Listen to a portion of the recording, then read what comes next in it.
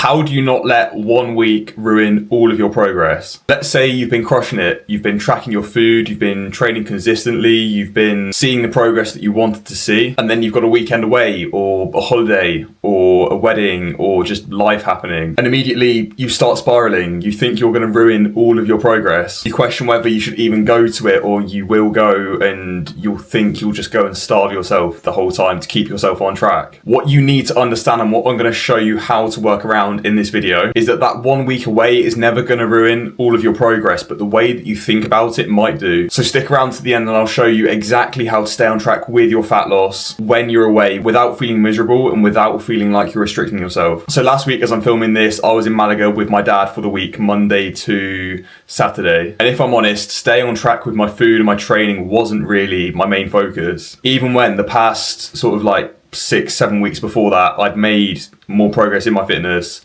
than I had done for years. But I went into this trip, with it being my first holiday that I've been on for like 18 months. I just wanted to enjoy it, spend the time with dad and not really care about sticking to calories or getting my workouts in. Now, obviously being away, if you go away, you're probably in the day getting a lot of steps in. So the calories that you're actually burning throughout the whole day are probably going up. On the other end, your calorie intake will inevitably probably also go up. Now, when you've got a buffet breakfast, you've got unlimited options to go for, and then you're out at lunch and dinner every day, it's very hard to stick to your calories. If you like food, like I definitely like food, it's hard when you're away to keep yourself in the mindset of being fully focused on your fitness. Now, I could have spent that whole week stressing and worrying that the things that I was eating weren't on plan, and admittedly, maybe I could have been more intentional with my choices. But that 1 week off in the context of a 3-month, a 6-month program, the rest of the time working hard on your goals,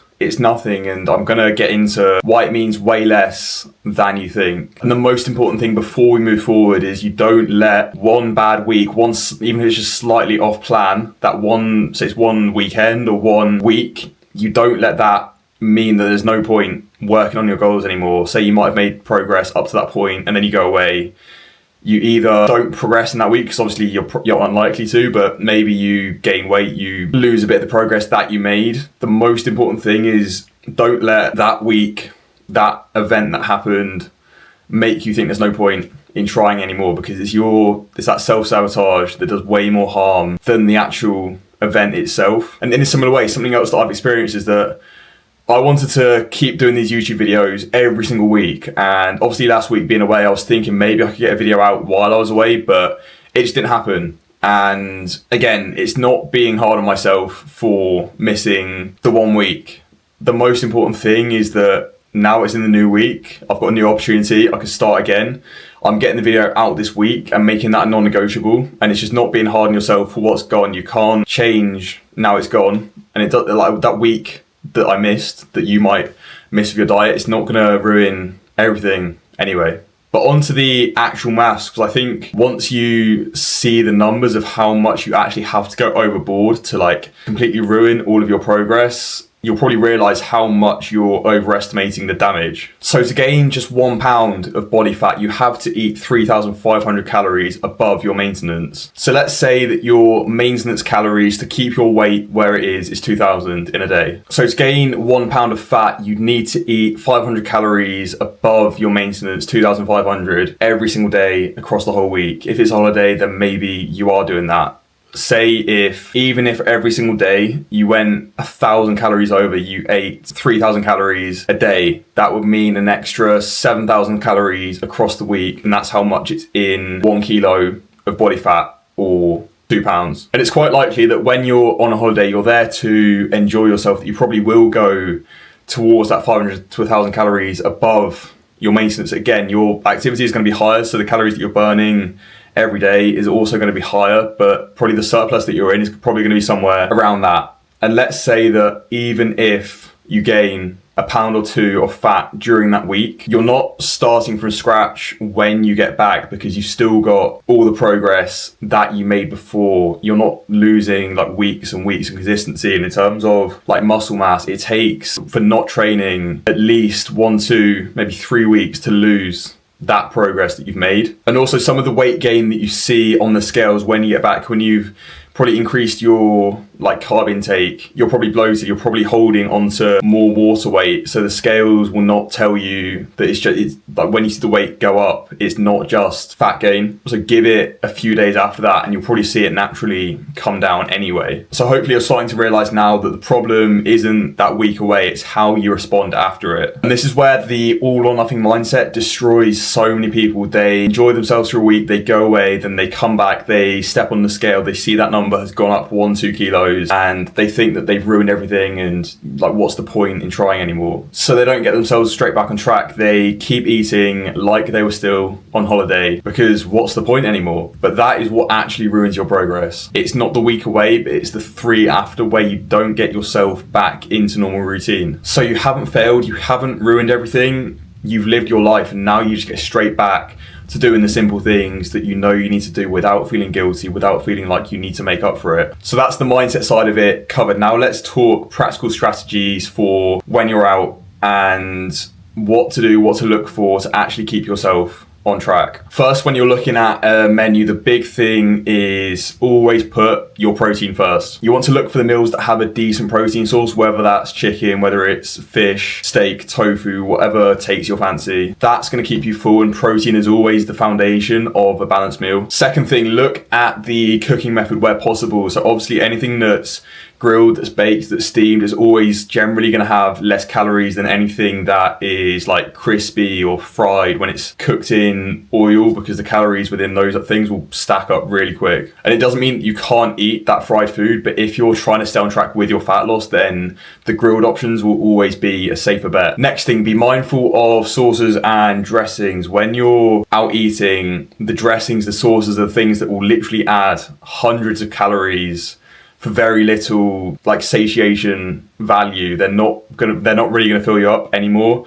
They just add tons and tons of calories. Yes, they taste nice, but they're adding so much unnecessary calories to your meal without you even realizing it. So keep an eye out for creamy sauces, mayo-based dressings, anything with aioli in it. Me saying this after knowingly eating a massive bowl of potatoes covered in garlic aioli, but that's beside the point. Ask for your dressing on the side if you can, or just switch to a tomato-based one, which is obviously going to have less calories. Next main point, load up on vegetables where you can. If your meal comes with a side, always look for vegetables or salad over chips or rice. Now, the veg is going to help you feel fuller. Obviously, it's giving you the vitamins and the minerals, but what it's helping you do, it's saving you the calories for the things that you actually want, like a dessert or a drink. And again, if you really enjoy your side of fries, if that's your go-to thing that you love having, then have it. But you need to decide where the trade-offs are that you're willing to make. And if you want that dessert, if you want that glass of wine, then maybe it's worth just cutting out the fries because they add so many calories, and it's just deciding how much you value it in the context of everything else. Now, the message that I don't want to come across in this video is that when you're away, you can only eat grilled chicken and salad, because that's miserable. It's probably not going to be a very fun time away, and you can still eat the foods that you enjoy and stay on track. You just have to be smart about it. Strategy 1 is picking your battles. Like I said, with if you want the fries, you love chips, then you go for them. If you want the dessert, if that's the thing that you really want and you crave at the end of a long day and at the end of a meal, then go for it. But you don't have to choose the bread and the appetizer and the dessert and the cocktails. Pick the 1 or 2 things that you really care about the most, that you get the most enjoyment from, and stick to those, and then just skip the things that you don't care about. Strategy number 2, try and balance your day.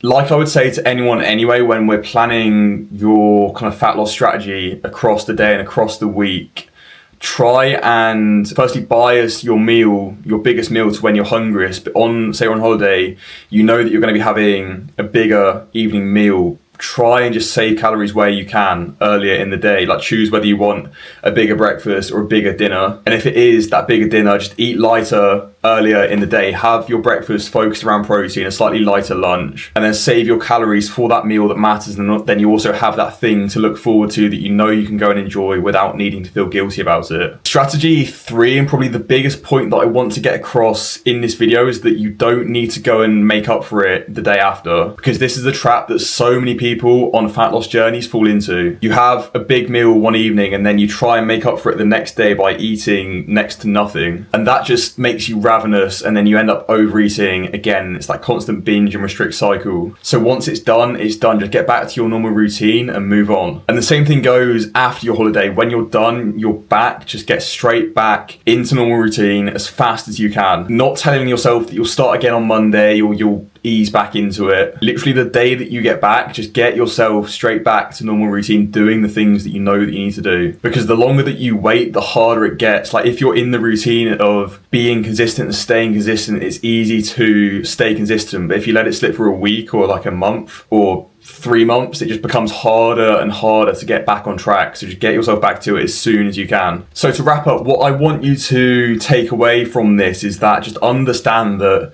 it's very hard for 1 week to ruin all of your progress. And it doesn't. It only ruins your progress if you let it in your mind. And to round off, I'm a big believer of enjoying life while you get into better shape. If you're miserable the whole time, then what's the point? And if your plan isn't something that you can stick to long term, and I know that some people, you're dieting for a particular result, maybe it's bodybuilding or it's a certain goal or event that you've got coming up, and that's fine. But I want to help the people that want to get in better shape while still enjoying their life. And hopefully that's come across in this video. If this was helpful, then drop a like below, subscribe for more videos to help you on your fat loss while also not hating life in the process. And if you know that you're ready for that little bit of extra guidance on your journey, I'm launching a case study on the 3rd of April for 3 men and 3 women ready to drop fat, stop yo-yo dieting, and get into the best shape that they can ahead of the summer. If you want to learn more about how that could look for you, I'll leave a link to a form in the description. Just fill that out and I'll get back to you. Spaces are limited, but if you know that you've had that goal in your mind for a while and you're now ready to make the change with summer coming up, then go and fill that form and I'll be in touch. And I will see you in the next one.